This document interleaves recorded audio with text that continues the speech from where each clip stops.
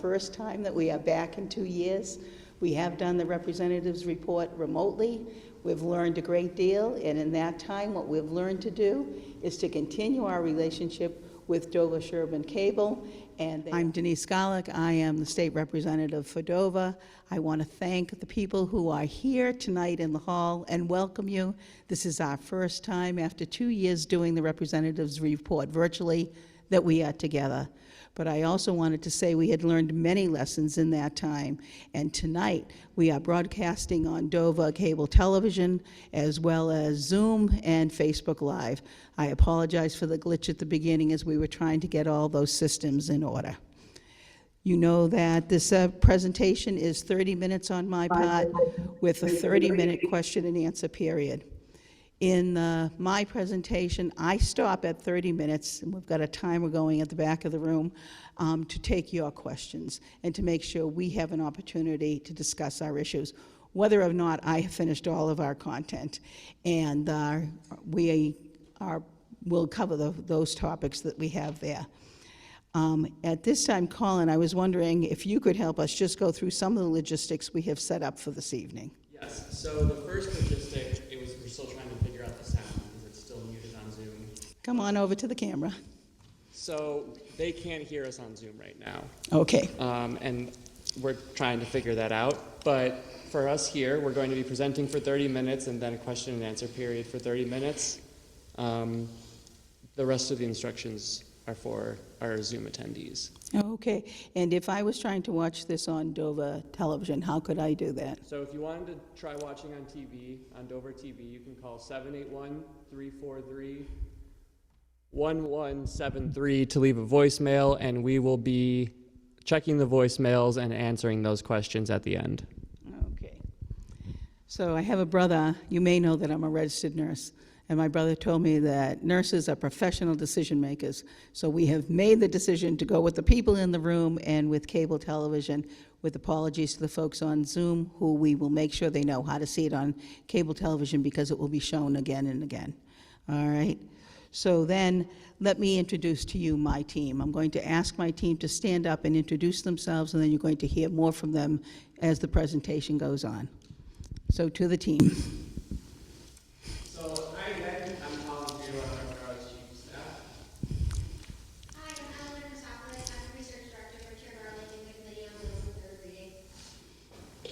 I'm Maureen Callahan. I am the District Legislative Aide, and I cover Needham and Dover primarily.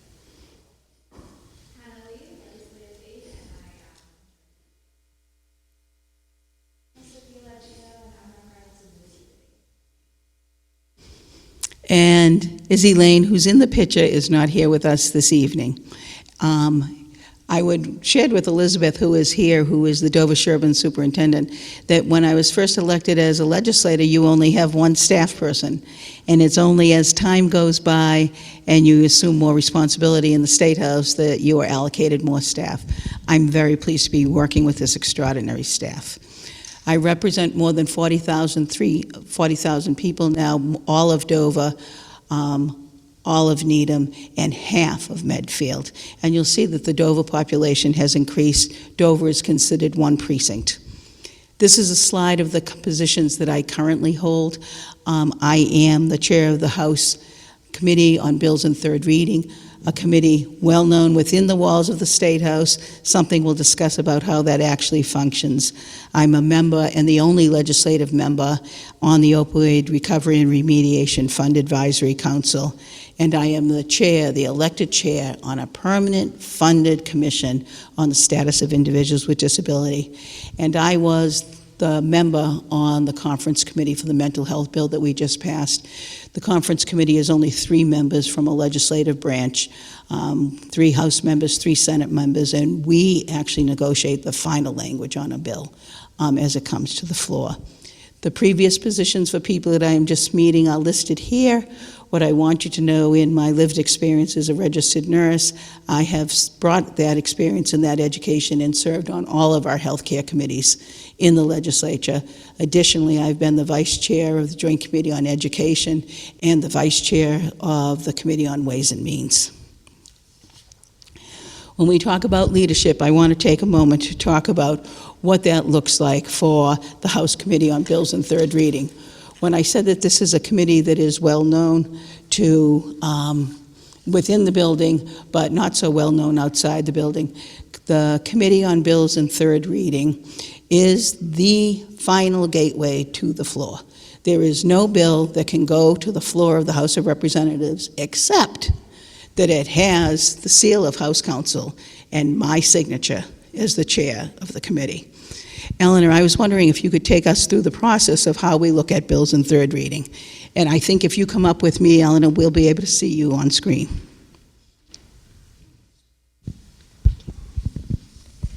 Sure. So once we receive, we're physically in possession of a bill in third reading, we're tasked with checking its contents for accuracy and intent.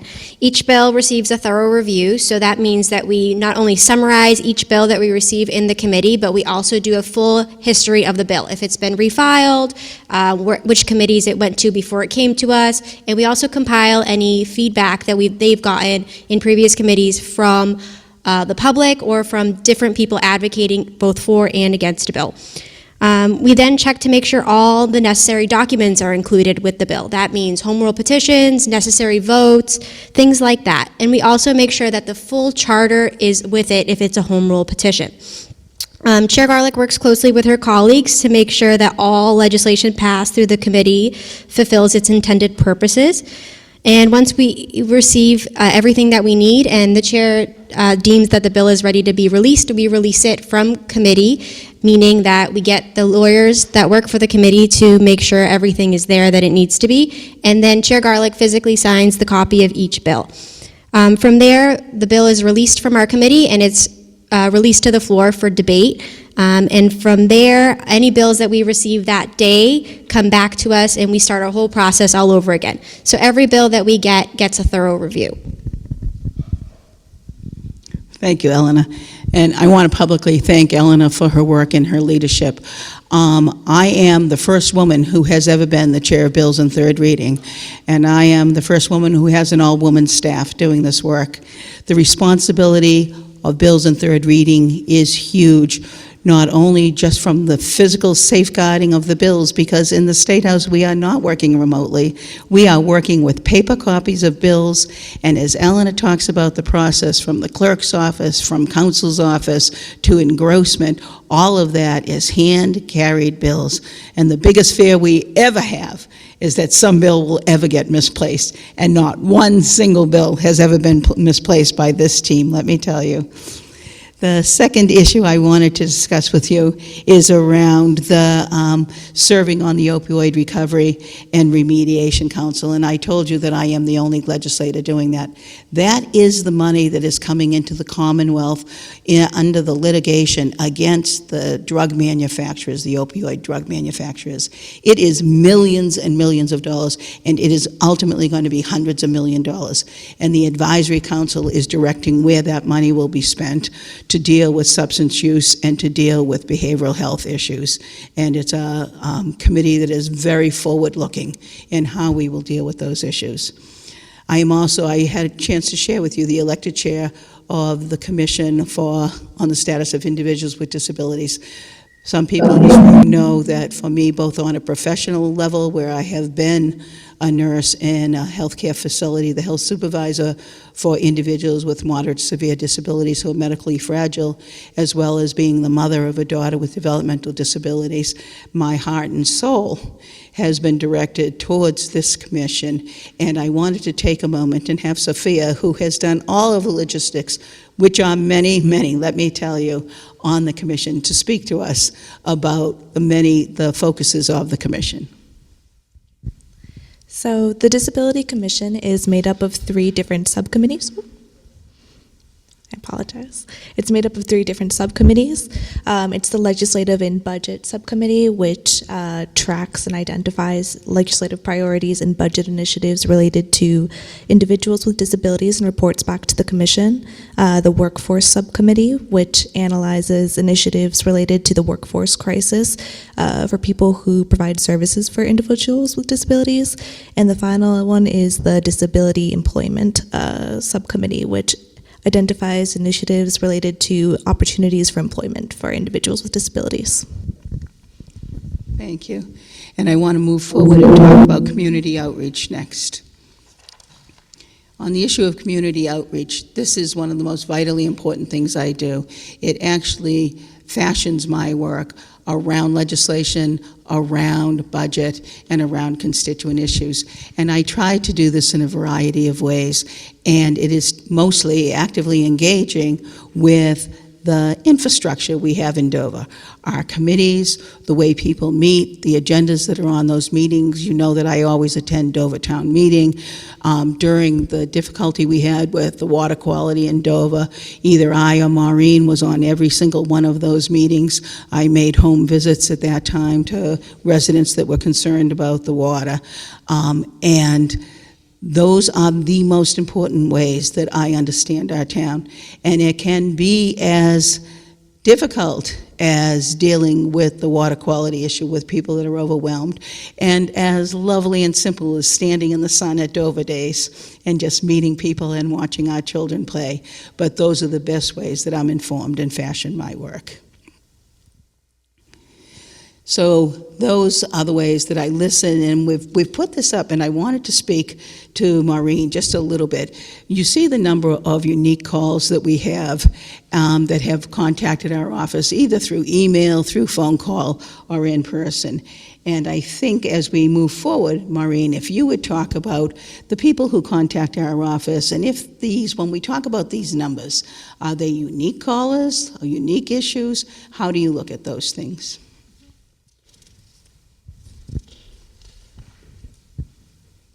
Yes, the numbers on this slide will tell you it's about 300 and plus people who have called for assistance. There were a bigger number on that previous slide, but that's for people who were calling about a piece of legislation they want to support or ask about legislation. When we talk about constituent calls here, we're really talking about people need help. They need help navigating through a state agency. Their unemployment claim isn't being processed.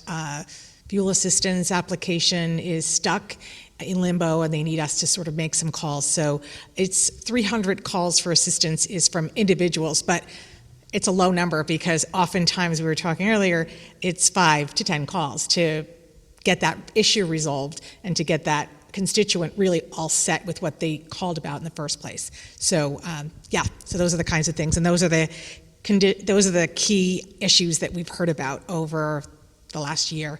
And those don't usually change too much from year to year, except for unemployment during COVID that was the number one by far. So.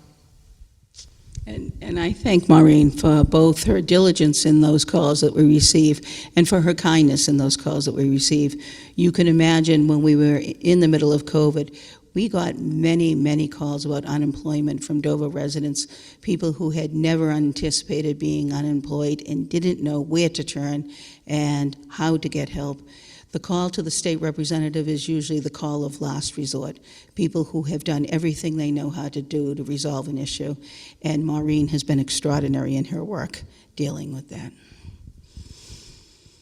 So the other way we help is with budget, and you might know that I am known to say a good idea without money, just a good idea.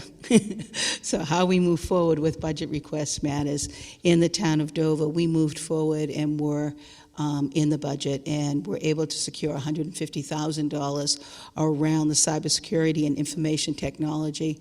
This is a request from the previous town administrator, Chris Dwelly, as well as from the police chief, Chief McGowan, and has made a major difference in how quickly information can be transmitted around the town. And the other allocation supporting the community, these are grants.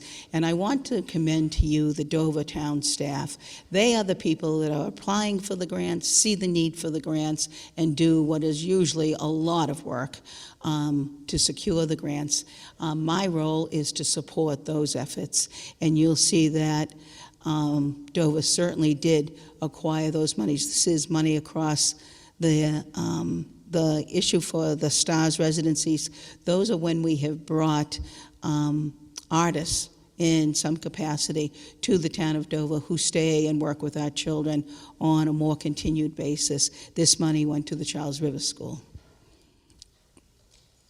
And before I leave talking about the residents and constituents of Dover, I want to commend each and every one of you for your participation in the war against COVID. Dover has a 91% vaccination rate, fully vaccinated. It is one of the highest rates in the Commonwealth. I commend you, I hold you, and want very much for you to continue this good work and to remember that free COVID tests are still available to you. Fresh Garlic is a communication that we have. I have tried in a variety of ways to communicate with my constituents.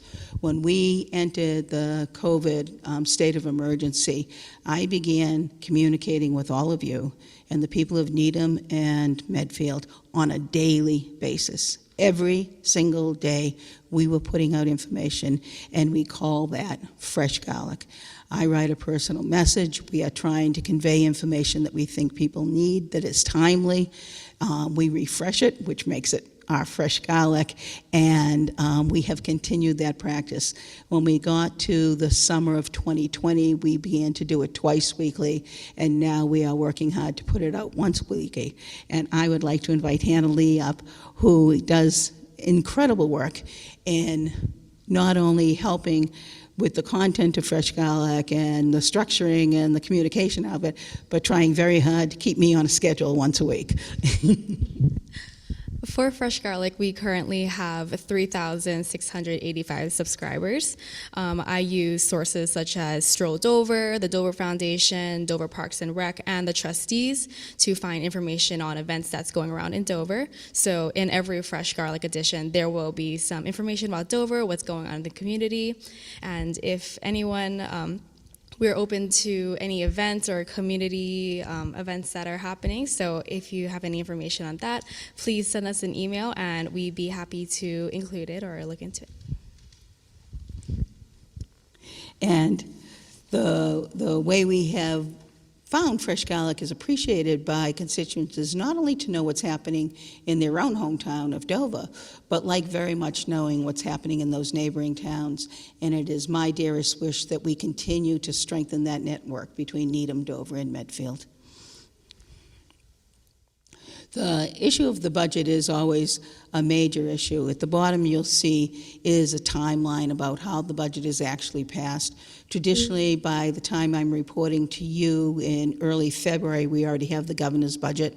Because we have a new governor, that governor is allowed to the first week in March until we see the first budget. And then the governor's budget, then the House budget, the Senate budget, and then the negotiations on the final budget. The impact for Dover is certainly, you'll see under local aid.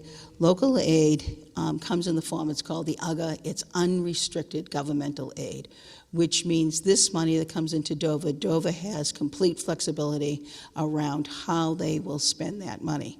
The Chapter 70 money, however, is the education money, and you'll see that that money continues to increase every single year. We have Town of Dover money, and then we have Dover-Sherburne money because of the way our school system is set up. You will also see the special education circuit breaker money.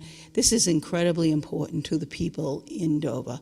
Certainly the people who have children, like my daughter, who had special education needs, but also to the other townspeople, so that we can keep the entire school system cohesive and so that each child can get what they need in terms of education.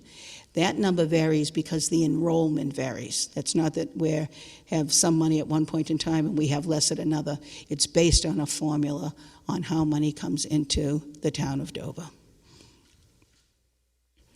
The infrastructure package highlights. The infrastructure money was the $11.3 billion. This was also federal money that was coming into the Commonwealth and was another one of those revenue streams. What was important about this is that the Commonwealth needed to match that money. Certainly there's a great deal of money going into transportation, and there's going to be a whole lot more needed. But the infrastructure money here that has a real impact on Dover is that I was able to get an authorization for $2 million in the bond bill for the Central Ave Bridge, the wooden bridge between Needham and Dover. It's good to get authorization. two-steps process, you need appropriation, right? So right now, we have a hold that we are eligible to get this money. We would need to work on that. I want to commend Congressman Auchincloss, who actually has $2 million in hand for that work on the bridge, and then we will have the bond money to back up anything else we need. So I think at last, folks, we are going to see a better, safer bridge between Needham and Dover. In the Economic Development Bill, I want to just briefly explain this to you because I think it was a source of frustration for my constituents. On July 31st to August 1st, the newspapers covered the fact that the legislature did not pass the Economic Development Bill, and we would no longer be in formal session, right? This was a source of consternation to millions of people, right? And a great source of consternation within the State House itself. Formal sessions, the press tells you that formal sessions end, right? They end by law. They have to end on July 31st in the second year of a session. I have a 2-year session, right?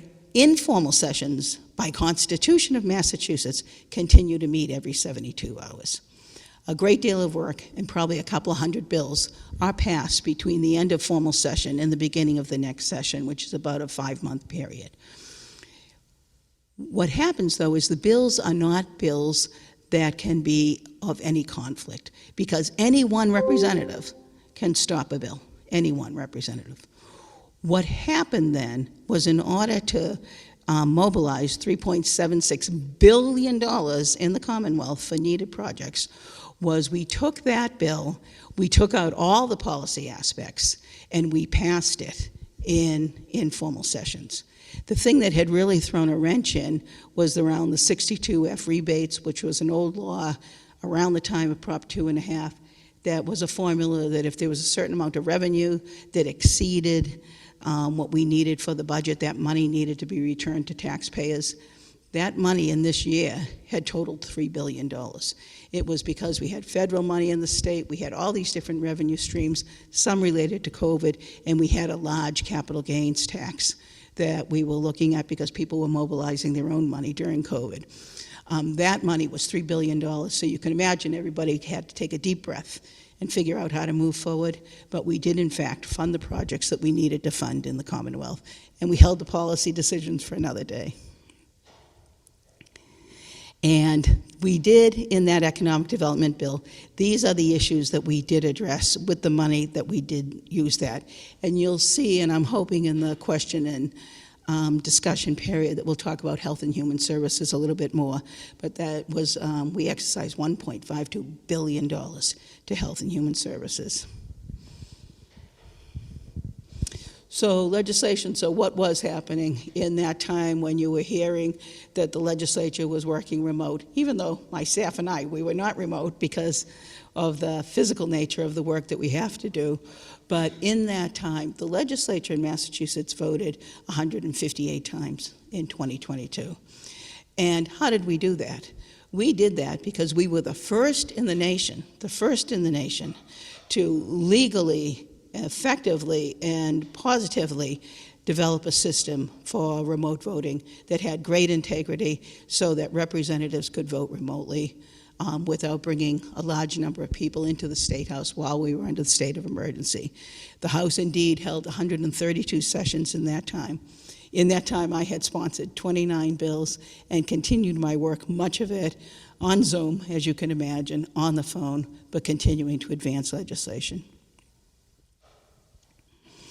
The bills that I sponsored, there's a difference between sponsoring and co-sponsoring. When you are the sponsor on the bill, you are the leader on the bill. And when you co-sponsor the bill, you kind of sign on to the team to support the bill and to support the leader on the bill. The bills that I sponsored that were signed into law was that school operational efficiency bill that I have addressed, and then some very specific bills that related to the municipality. And so sponsored legislation moving forward, right? So on average, it takes 5 to 11 years to pass a bill. And I know that that must sound like, good God, right? It's important that it takes that long, right? If you're passing a law that's going to impact 7 million people, right? And is going to change their life in a significant way. You want to make sure that that language is perfected, that you've had more than one term to kind of look at it, to hear all the voices that are going to weigh in on it. I am on my third term with the workplace violence bill. This bill pertains to healthcare arenas. In our discussion, we should be talking, I'm hoping, about what's happening in healthcare, but I will tell you we are losing the workforce in healthcare. People in every capacity, from nurses, physicians, x-ray techs, phlebotomists, and they are leaving the workplace arena because it is a hostile arena, and there is a large increase in violence in that arena that is due to a variety of reasons. But we need to address that and protect those workers. Strengthening local public health bill is another bill. I have worked on this, not this specific bill, but on a series of bills since 2014 related to local public health. This is needed desperately for my town of Dover, right? So my town of Needham has a highly resourced Board of Health and Health Department. We have many staff people there, and they are able to address many issues. You know, in the town of Dover, you don't have Health Department staff. You have the same issues that they have on the other side of that Central Ave bridge, right? But we need to develop systems in which we can strengthen local public health right across the Commonwealth. Your local public health should not depend on where you live. It should depend on the people who are working, that are qualified to work, credentialed to work, supported to work.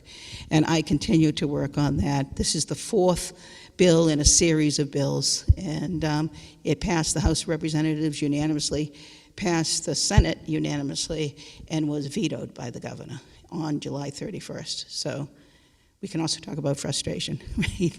The Medicare for All bill, I am the sponsor of this bill and will always be the sponsor of this bill, because we need to have really hard conversations about where money in healthcare is going, who's getting the money, and how it's being utilized. And the Veteran Survivors bill is actually a bill that comes directly out of my local VFW, in which we're trying to increase the annuity for veterans. The new legislation is around hybrid meetings just like this, and we'll work out all the quirks, and this is a lesson to me because I believe we should be having hybrid meetings. We've seen better public participation. I believe it's leading to better civil discourse if we can all get information at the same time. But we are getting some pushback from towns and municipalities who are saying that it's going to be difficult for them to do it. I think tonight is a good example and a learning example for me and my staff to see that everything doesn't fit together smoothly, and it can take a lot of resources, it can take a lot of knowledge, and it can take a lot of technology to make it happen. So I'll be mindful of that. I am the chief sponsor of a bill on children's mental health that is targeted to social media and how it is impacting our children, who these companies are, what algorithms they have, and how we can deal with the information we can gather around the algorithms and be sure that we can act effectively to protect our children. I have a bill about extending outdoor dining, which I am a big proponent of, and although we're not outdoor dining in Dover, I hope we are in Needham and Medfield. It's been huge for the economy. And extending public captioning, this is part of my work around individuals with disabilities.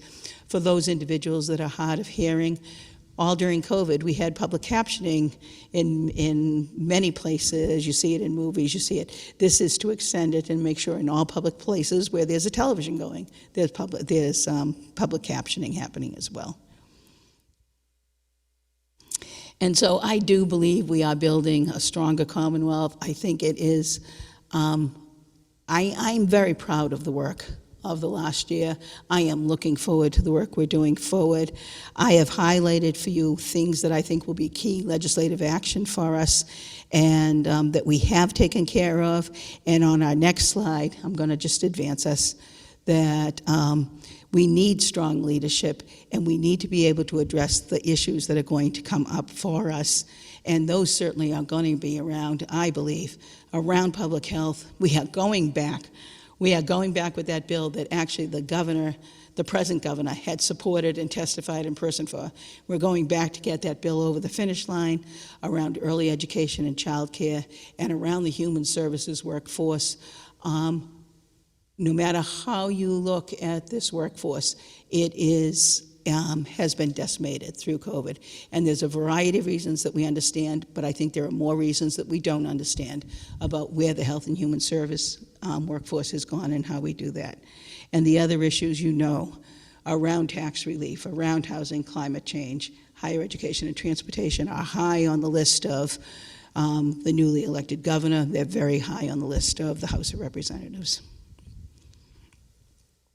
And again, I want to express my gratitude to all of the Dover community, to the individuals and the families and the older adults that I deal with, and for the entities that we deal with as well that give us information and support and help us to know what is best for the town of Dover. And our thanks to Dover Sherburne Cable. And if you are interested in reaching out to me in any way, this is good contact information, easy enough to remember. Just go to the Mass Legislature website and you'll see an email address, you'll see a phone number, and you will speak to one of this extraordinary staff. And I want you to know that, for better or for worse, and my husband is here, I get all my email on my phone. If you send me an email, I see that email. If you make a call, we have a call list. I know that information. It is very important to me to be connected to you. So thank you. And on time.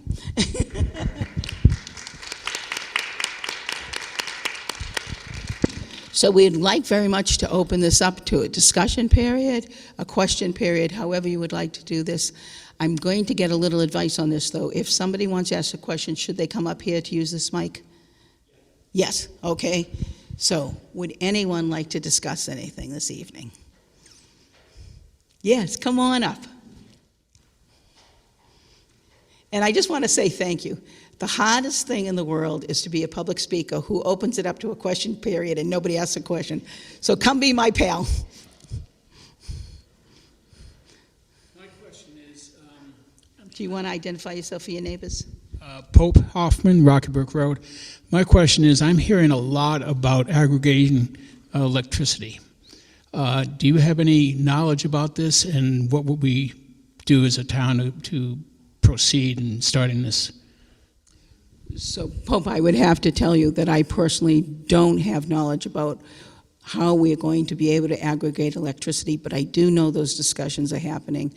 But I wanted to share with you the work that we have done in the legislature around energy is not only around increasing wind power and the solar power we have in the Commonwealth, with tremendous resources being given to wind power, but it's also about how we can store energy. And I would like to think that's going to be part of the discussion around aggregating electricity, but I don't know. But I'll do my homework, Pope. So where would we start? So my understanding is we need large storage, so we need storage that has large capacity, right? So if we have wind power, right, how are we going to store that energy? If we have solar power, if we have hydropower, which we're trying to bring in, right, but we're not going to use all of that in real time, how are we going to store it? Where are we going to store it? And I think it is one of the major focuses moving forward now that we've really started to address how we're going to get this energy, how are we going to store it, how are we going to utilize it. I'm not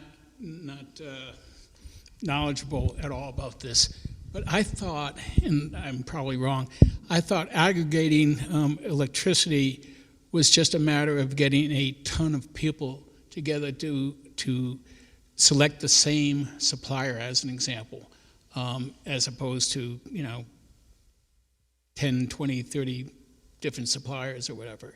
And I know in Massachusetts, the number of suppliers available to residents has been drastically cut in the past 2 years. I think we can only buy or get suppliers for, I think, 3 or 4 companies now. I'm not sure why.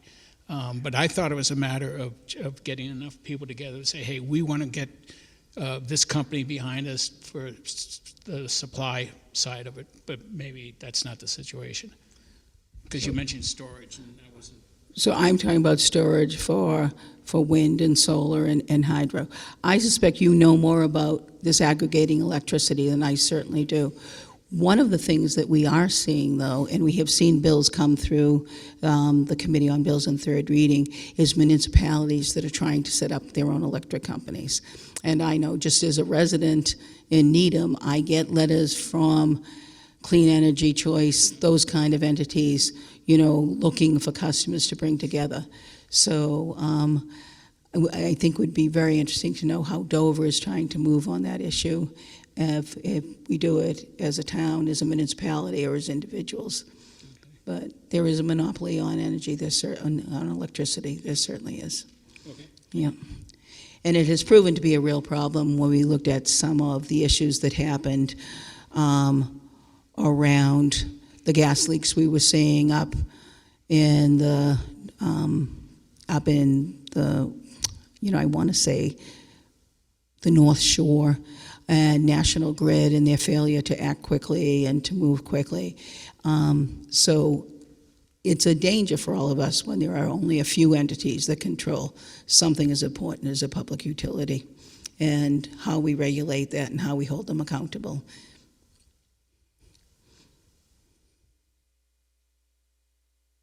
So come on up.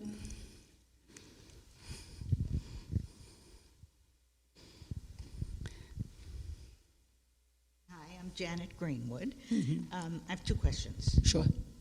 Special ed seems to have come down quite a bit, percentage-wise. I'm just curious, you had mentioned... Yeah.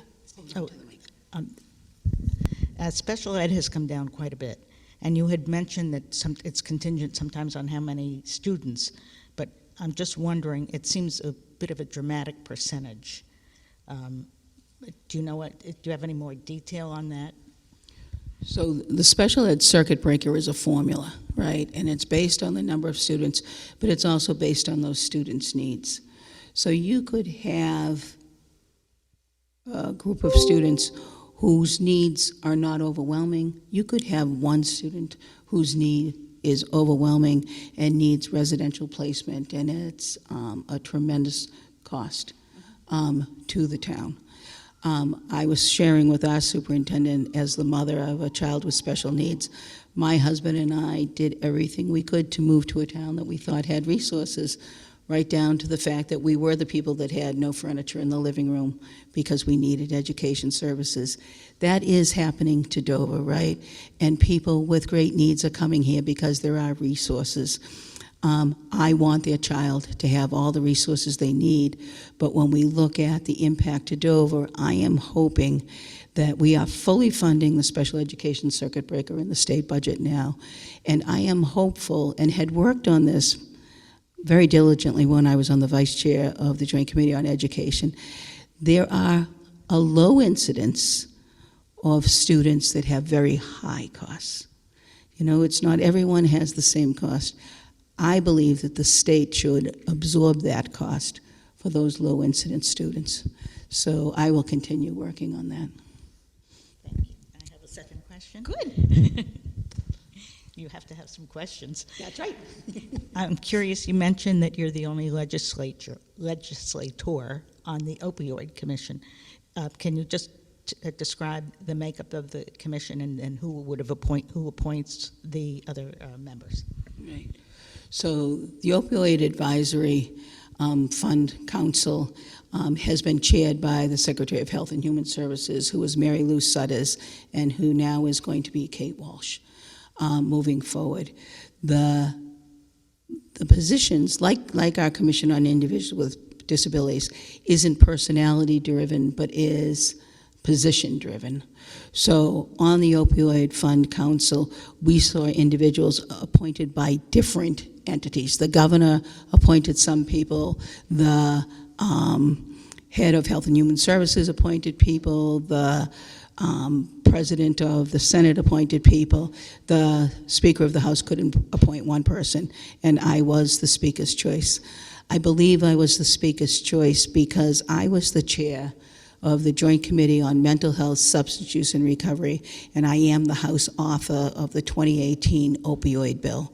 It is the major legislation that we have passed related to mental health, substance use, and recovery.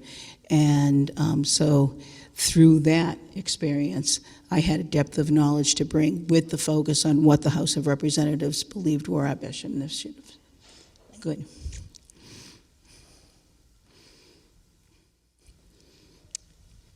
Any other issues or concerns? You are the best audience. You were so patient at the beginning, and now you are participating. I just really appreciate this. Well, you may not like this question. I'm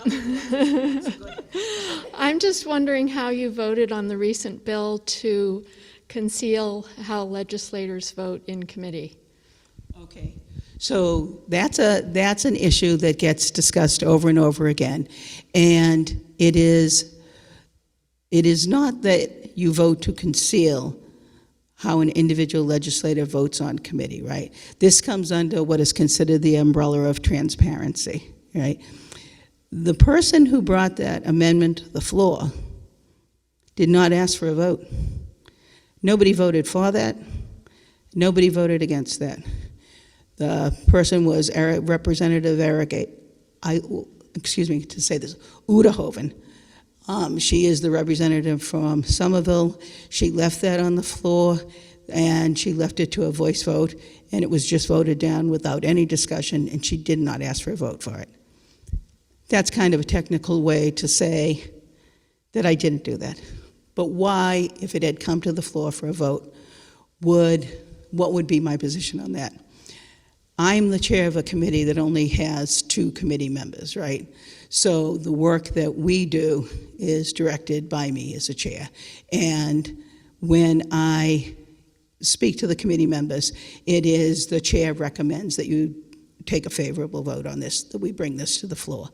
That is how the bills in committee are brought to executive session, or they are brought on a poll with the recommendation of the chairs.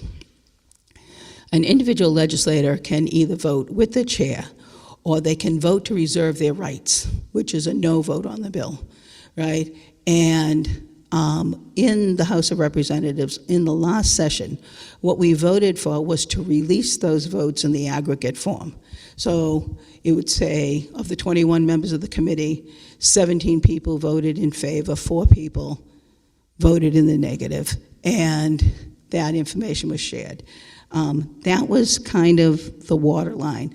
Some of the bills for some of the chairmen can be very contentious for the individual members, right? When I've been the chair of the Joint Committee on Elder Affairs, I've been the chair of the Joint Committee on Mental Health, Substance Use, and Recovery. In any time that I have chaired the committee, I have released the votes of all the committee members. So I respect that not all chairs feel they can do that. I want you to know my personal practice was to do that. But I also want you to know that that did not come up for a vote on the floor by a call of the yeas and nays, which is how you really do it.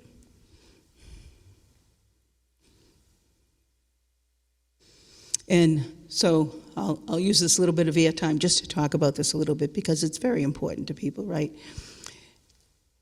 One of the things about how a bill comes to the floor, so we were talking to you about the work that we do on the committee, right?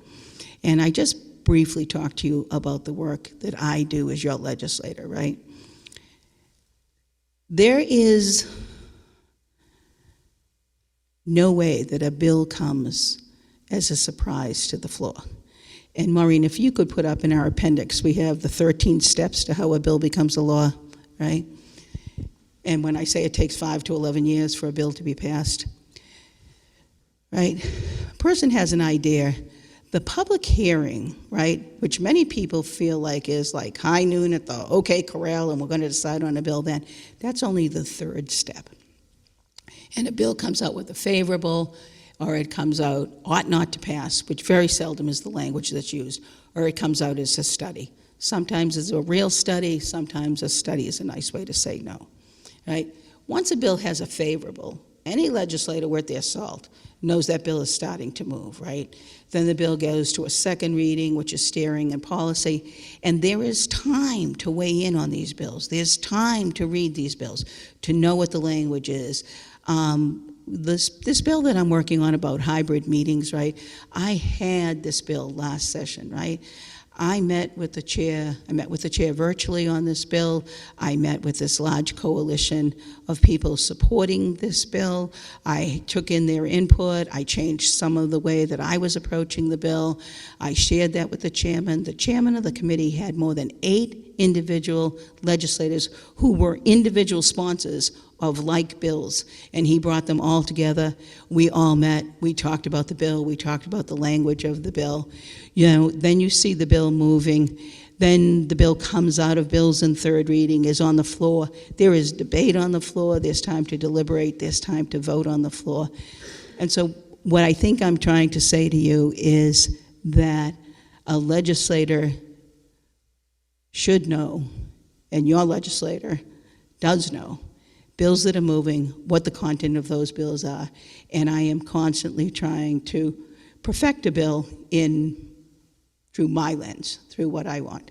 And sometimes that means to make a bill stronger, sometimes it's trying to get something deleted, but it's always knowing how a bill is moving and what my vote means. I have never voted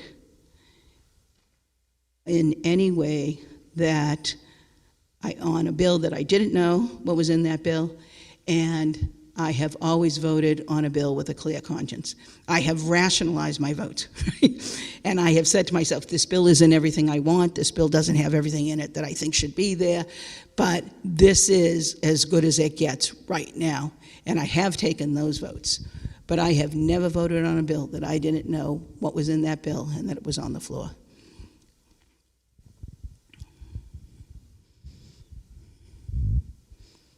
Any other thoughts? So I want to thank you all very much for being here. I want to thank you for your patience at the beginning. I want to thank you for participating.